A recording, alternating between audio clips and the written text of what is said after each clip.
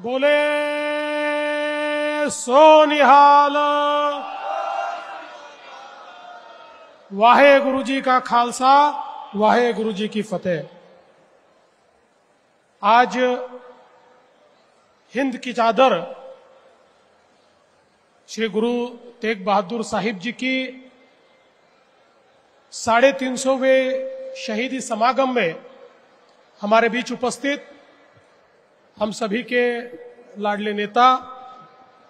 आदरणीय नितिन गडकरी जी, जिन्होंने इस कार्यक्रम के आयोजन में हमें आशीर्वाद दिया, मार्गदर्शन किया,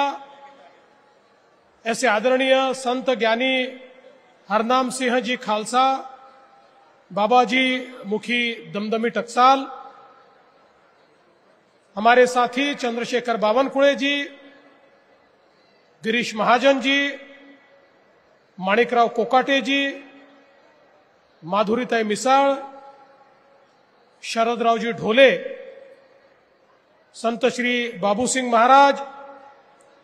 श्री बाबा बलविंदर सिंह जी, बाबा सुखविंदर सिंह जी, महेंद्र जी रायचूरा, सरदार गुरमीत सिंह खोकर, सरदार प्रीतपाल सिंह भाटिया, सरदार परमजीत सिंह भट्टी, सुनील जी भुलगावकर,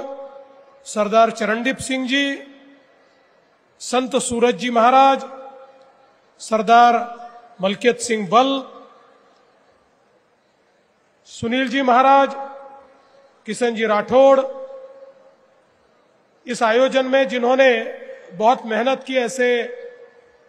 भाई रामेश्वर नाइक, संत राम सिंह जी महाराज, सरदार विजय सतबीर सिंह जी, सरदार तेज सिंह जी बावरी, श्री रुचेश जयवंशी, सरदार जसपाल सिंह जी,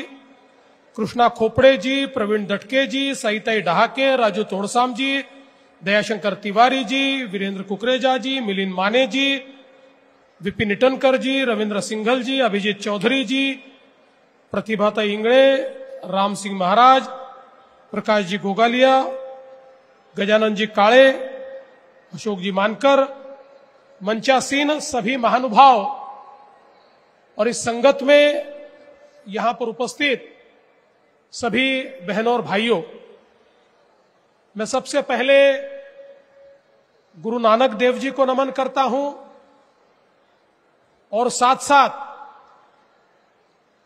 जिनके शहीदी समागम को हम लोग आज इस संगत के रूप में नमन कर रहे हैं, ऐसे 9वें गुरु तेग बहादुर साहिब जी, इनको भी शत शत नमन करता हूं और साथ में बाबा श्री चंद जी महाराज, भाई सतीदास जी, भाई मतीदास जी, संत नामदेव जी, भाई दयाल जी,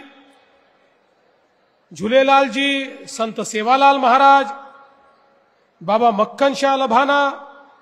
संत कालू बाबा, बाबा लखीशाह बंजारा, संत श्री लक्ष्मण चैतन्य जी बापू, इन सभी को आज के इस समय में नमन करता हूं। आज का कार्यक्रम ये बहुत ही महत्वपूर्ण कार्यक्रम है, जहां एक और हिंदी चादर गुरु तेग बहादुर साहिब जी की शहीदी को नमन करने के लिए हम लोग एक साथ आए हैं, वही ये कार्यक्रम फिर एक बार जितने नानकपंथी हैं, जितने नानक नाम लेवा समाज है, उन सभी को एकत्रित करने वाला कार्यक्रम है। सिख, सिकलीकर, लबाणा, बंजारा, मोहयाल, सिंधी, वाल्मीकि और हमारे वारकरी संप्रदाय में भगत नामदेव जी, इन सभी को एक माला में पिरोने का काम इस शहीदी समागम के माध्यम से यहां पर हो रहा है। हम सभी लोग जानते हैं गुरु नानक देव जी ने जिस समय एक ओंकार का विचार हमको दिया, उस समय हमारा समाज ये जातियों में बटा था, ऊंच नीच की बातों में हमारा समाज कहीं ना कहीं बटा हुआ था। ऐसे समय गुरु नानक देव जी ने देश के कोने कोने में एक ही विचार सब तक पहुंचाया, और एक सत्य क्या है, एक ओंकार क्या है, ये हम सबको बताया। और उसके कारण समाज के भिन्न भिन्न वर्ग ये नानक जी के, गुरुदेव जी के विचारों से प्रभावित होकर पूरे देश में नानक जी के विचारों से प्रभावित ऐसे नानकपंथी, नानक नाम लेवा, ऐसा एक बहुत बृहद समाज तैयार हुआ। और उन्हीं विचारों को हमारे सभी गुरुओं ने आगे ले जाने का काम किया। और हम लोग जानते हैं, एक ऐसा समय हमारे देश ने देखा कि जब अलग अलग जगहों से आक्रांता आते थे, हमारे धर्म पर, हमारे विचारों पर, हमारी संस्कृति पर, हमारी भाषा पर आक्रमण करते थे, और एक प्रकार से हमारे संस्कारों को, हमारी संस्कृति को, हमारे धर्म को पूरे तरीके से समाप्त करने का काम करते थे। ऐसे समय हमारे गुरुओं ने जिस प्रकार से हमारे संस्कृति की, हमारे धर्म की ढाल के रूप में काम किया, और जिस प्रकार से समाज में जागृति लाकर, समाज को एक बनाकर, सभी को साथ में लाकर, एक ही लंगर में सभी को बैठाकर जिस प्रकार से एकता को कायम किया, ये भारत के इतिहास की मिसाल है। इसलिए ये भारत देश हमारे 10 गुरुओं के लिए हमेशा शीश झुकाएगा और उनसे हमेशा प्रेरणा पाएगा। सत श्री अकाल।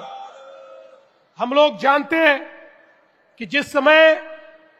औरंगजेब ने अत्याचार शुरू किए और कश्मीर के अंदर रहने वाले